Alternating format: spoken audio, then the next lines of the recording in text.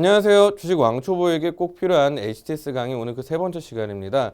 이번 시간에는 지난 시간에 예고드렸던 대로 영업이익과 순이익의 차이에 대해서 한번 설명을 좀 드려보도록 하겠습니다. 먼저 영업이익부터 출발을 해보도록 하겠습니다. 영업이익에 대한 정의부터 한번 살펴보도록 하겠는데요. 매출액 빼기 매출원가 빼기 판관비다라고 되어 있는데 여기에 대한 이야기를 좀 쉽게 한번 좀 풀어가 보도록 하겠습니다. 일단 매출액에 대한 개념부터 간단하게 한번 좀 살펴보도록 하겠는데요. 매출액은 P 곱하기 Q 이렇게 되어 있습니다. 간단하게 말씀을 드리면은 단가 곱하기 이제 개수라고 보시면 될 것 같습니다. 아주 간단하게 한번 좀 말씀을 드려보겠습니다. 10,000원짜리 짜장면이 있다라고 가정을 해보겠습니다. 10,000원짜리 짜장면을 우리가 1,000개 팔았다라고 한번 가정을 해보죠. 그러면은 1,000,000원에 이제 매출액이 찍히게 될 겁니다. 자, 그럼 매출액은 1,000,000원입니다. 그럼 매출 원가는 뭘까요? 매출 원가 같은 경우는 이 짜장면집에서는 예를 들면은 뭐 양파, 고기, 그리고 면, 짜장 소스값 이런 것들이 들어가겠죠. 그 가격들을 다 합쳐보니까 예를 들어서 한 300만 원이더라. 라고 한번 가정을 해보겠습니다. 자, 그럼 매출 원가를 빼고 남은 게 바로 매출 총이익이라 해서 한 700만 원 정도 이제 여유가 생기게 될 겁니다. 자, 그리고 이제 판관비는 과연 무엇일까? 판관비를 빼줘야지 영업이익이다라는 것이 나오게 되는 거죠. 자, 판관비는 한번 보니까 상품의 판매 활동과 기업의 유지 활동에 필요한 비용 뭐 이렇게 사전적으로 어렵게 되어 있는데 이 어려운 얘기 좀 빼고요. 예를 한번 들어보시면 아주 좀 쉽게 아실 수가 있으실 것 같습니다. 자, 임금. 예를 들면 짜장면 배달하시는 분들에 대한 임금이라고 볼 수가 있겠죠. 그리고 우리가 내야 될 세금, 공과금 이런 것들이 들어가 있을 거고 짜장면집 같은 경우는 홍보 전단들이 필요하겠죠. 그 광고 선전비라는 것이 필요할 겁니다. 간단하게 뭐 임금이 한 200만 원 들어갔다라고 가정을 해보고요. 세금을 이것저것 다 하다 보니까 50만 원 정도 냈다라고 가정을 해보고요. 그리고 광고 선전비, 뭐 홍보물도 한 50만 원 정도 들어갔다고 가정을 한번 해보겠습니다. 자, 그러면은 결국 요 판관비가 300만 원이 들어간 거죠.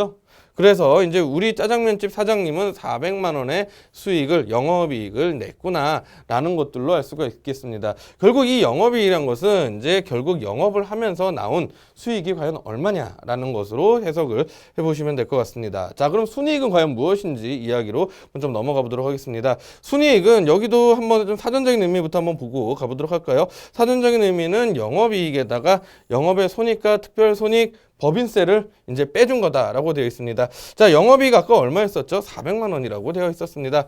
자, 400만 원에서 영업의 손익을 이제 더하거나 빼줘야 되겠죠? 손해일 경우에는 빼주고 이익 경우는 더해줘야 될 겁니다. 자, 그럼 영업의 손익이 무엇인지부터 이야기를 한번 좀 가보도록 하겠습니다. 영업 외 결국은 영업과 관련되지 않은 부분이라는 얘기입니다. 영업과 관련되지 않은 부분에서 발생한 수익과 비용 이라고 보면 될 것 같은데요.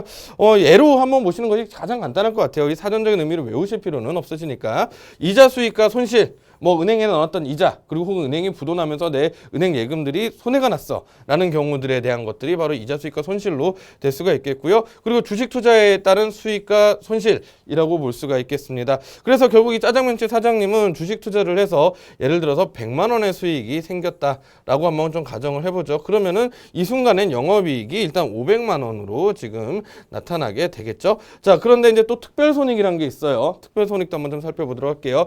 일상적 경영 행위가 아닌 이례적인 사유로 발생한 이익 혹은 손실이라고 되어 있습니다. 특별하다는 이야기죠. 일상적이지가 않습니다. 특별하다는 이야기입니다. 자, 특별한 것들은 어떤 것들이 있느냐? 자연재해로 인한 공장 피해, 그리고 소유 부동산 매각이 예를 들어서 이제 자연재해로 인해서 홍수가 나서 이 짜장면집이 잠겼습니다. 자, 그래서 지금 복구 비용이 예를 들어서 600만 원이 들었다고 가정을 해볼게요. 이 짜장면집은 500만 원의 수익을 내고 있었는데 지금 현재 이런 특별 손익이 나다 보니까 마이너스 600만 원이 돼서 적자가 날 수가 있게 되는 거겠죠. 마이너스 100만 원의 적자가 날 수가 있다라는 개념이 됩니다. 자, 그래서 장사를 아무리 잘해서 수익을 냈다고 하더라도 이러한 영업 외 부분에 대해서 손실이 나면은 그 기업은 우리가 소위 얘기하는 흑자도산으로도 들어갈 수가 있는 그런 상황들이 발생하는 것이 바로 이 영업의 손익과 특별 손익이라고 보시면 될 것 같습니다. 저희가 흔히들 고객님들을 이렇게 만나서 설명회나 뭐 직접 대면으로 이렇게 만나서 이야기를 하다 보면은 영업이익과 순이익에 대한 것 중 어떤 게 더 중요하시냐라고 한번 좀 물어볼 때들이 가끔 있거든요. 보시면 보통 다 영업이익이 중요하다라고 생각을 하시고 그렇게 말씀들을 많이 하십니다. 하지만 순이익도 그에 못지않게 중요하고요. 그리고 이 순이익 같은 경우는 오른쪽에 있는 PER, ROE, ROA와 같은 이런 데이터들, 이런 지표들에 쓰이는 데이터로 활용되는 것은 영업이익이 아니라 바로 순이익입니다. 때문에 영업이익뿐만이 아니라 순이익에도 우리는 관심을 많이 가지셔야지만 될 것으로 생각이 되어집니다.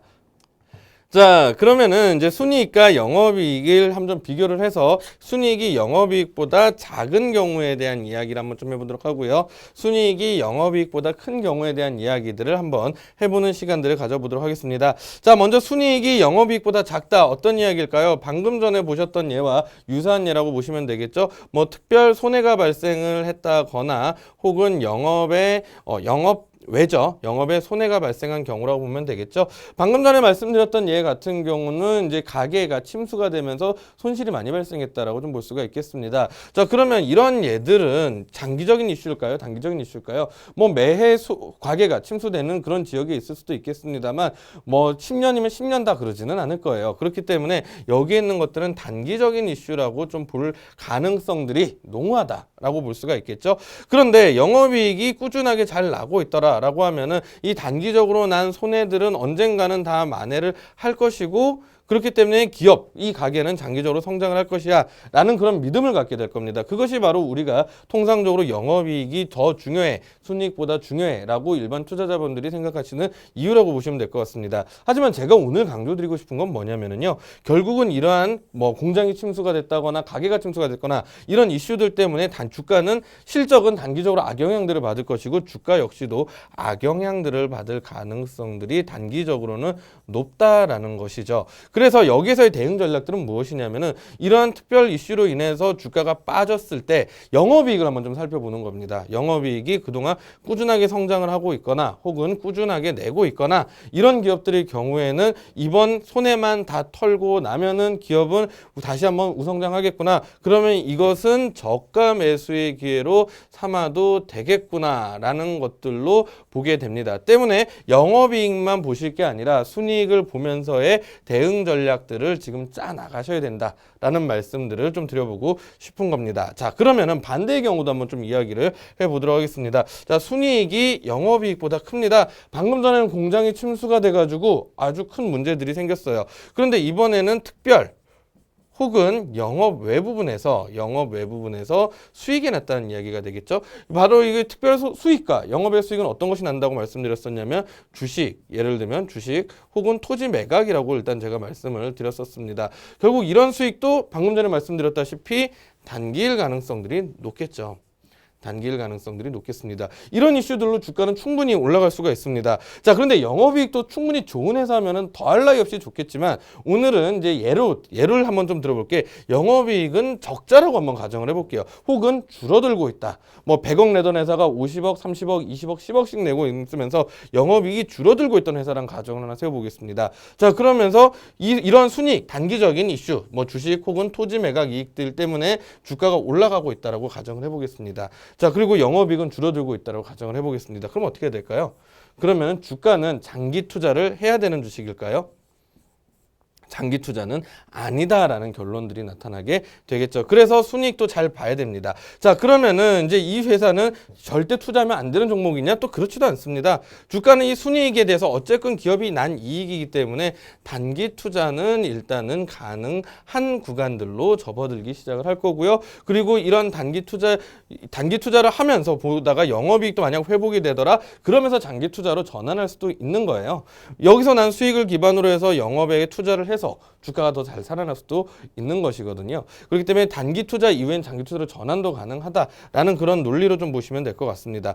분명히 중요한 것은 오늘 제가 이 시간을 통해서 말씀을 좀 드려보고 싶었던 것은 보통의 투자자분들은 영업이익이 훨씬 더 중요하다라는 그런 편견에 갇혀져 계신 분들이 아주 상당수 많습니다. 하지만 순이익도 꾸준히 좀 챙겨보면서 순이익과 영업이익들에 대한 추이를 비교를 하면서 투자 전략을 짜신다라고 하면은 더 좋은 투자 성과를 얻어낼 수 있지 않을까라고 말씀을 드려보고 싶습니다. 오늘은 여기까지 하도록 하겠습니다. 감사합니다.